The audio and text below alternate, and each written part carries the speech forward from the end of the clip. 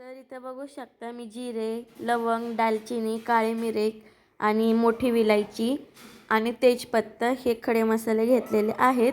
आणि आता मी ते एका भांड्यात 1 वाटी तेल टाकून ते सगळे खडे मसाले आपल्याला त्याच्यामध्ये टाकून घ्यायचे आहेत. फक्त काजू टाकायचे नाही आहेत. जर काजू आत्ताच आपण तेलात टाकले तर ते करपून जातील. आणि तसंच मी इथं 2 बेडगी मिरची घेतलेली आहे, ती सुद्धा टाकली.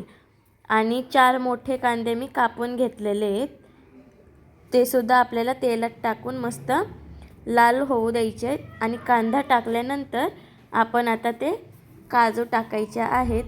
तेलात काजू टाकायचे नाही आहेत, नाहीतर काळे होऊन जातील करपून, म्हणून कांद्यात आपण काजू टाकायचे आहेत. आता आपण हा कांदा मस्त असा लाल होऊन देऊ 2 मिनिटासाठी. तर आता बघू शकता कांदा मस्त लाल झालेला आहे.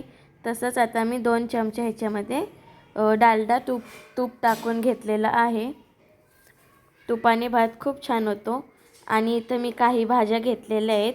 श्रावणी घेवडा कापून घेतला आहे, 1 बटाटा, फ्लावर घेतलं आहे कापून, आणि गाजर आणि टोमॅटोसुद्धा मी इथं घेतलेला आहे. आणि वाटाणेसुद्धा मी इथं पाण्यात स्वच्छ धुवून ठेवलेले आहेत. तुम्हाला दुसऱ्या भाज्या अजून पाहिजे असेल तर तुम्ही त्यासुद्धा टाकू शकता. तर मी आता ह्या सगळ्या भाज्या तेलामध्ये टाकून घेणार आहे, जो कांदा आपण लाल केला होता त्याच्यात. आणि आपल्याला ह्या सगळ्या भाज्या एक 10 ते 20 मिनटं आपल्याला त्या शिजवून द्यायच्या आहेत. तर मी ह्या सगळ्या भाज्या टाकून आता आपण ते सगळं एकत्र मिक्स करून घेऊया.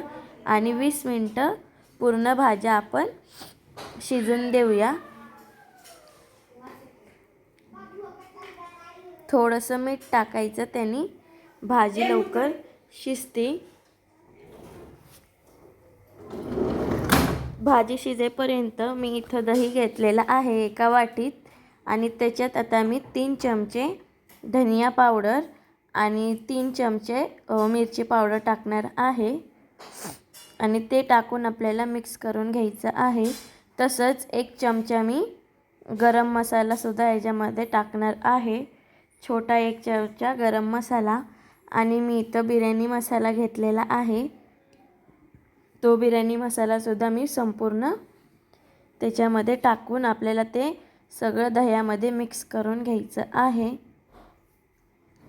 तर आता बघू शकता मस्तपैकी असं मिक्स करून झालेलं आहे.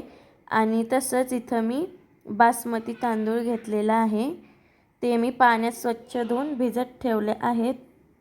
आणि तसंच इथं मी अद्रक लसूणची पेस्ट करून घेतली होती, ती आपण त्या भाज्यांमध्ये टाकून मिक्स करून घेऊ.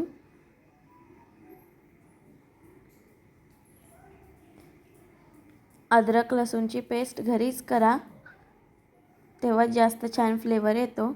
आणि जे आता आपण दह्यामध्ये मसाले टाकून घेतले होते, ते मसालेसुद्धा आपण भाजीमध्ये टाकून घेऊ. भाजी आपली मस्त शिजलेली आहे, त्यातच ते मसाले टाकून मिक्स करून घेऊ.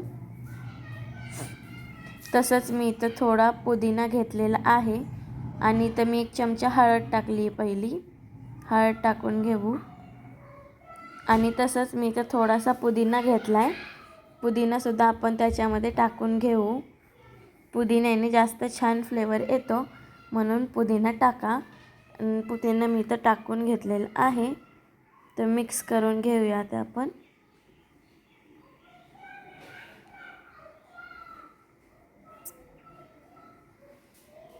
मस्त असा वास येत आहे भाजीचा.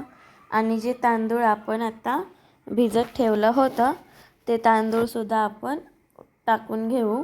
मी इथं बासमती राईस घेतलेला आहे मोठा, तो पण टाकून घेऊ आपण.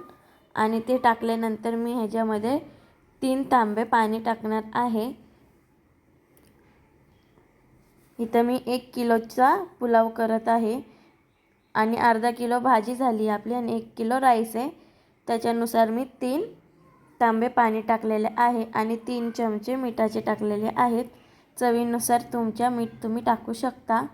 तसंच मी इथं कोथिंबीर कापून घेतली होती, तीसुद्धा आता ह्याच्यात टाकून घेतलेली आहे. आणि 2 मिरच्या घेतल्यात मी हिरव्या, त्यासुद्धा टाकून घेऊ. आणि आता आपल्याला हे झाकून अर्धा तास मंद आचेवरती आपण भात शिजवून देऊ. तर आता बघू शकता 30 मिनटं झालेले आहेत. भात आपला मस्तपैकी असा शिजलेला आहे आणि छान वाससुद्धा येत आहे. तुम्ही बघू शकता मस्त असा आपला पुलाव सुटसुटीत झालेला आहे. बघू शकता. घरी नक्की रेसिपी ट्राय करा. माझ्या चॅनलला सबस्क्राईब करा, लाईक करा आणि शेअर करा.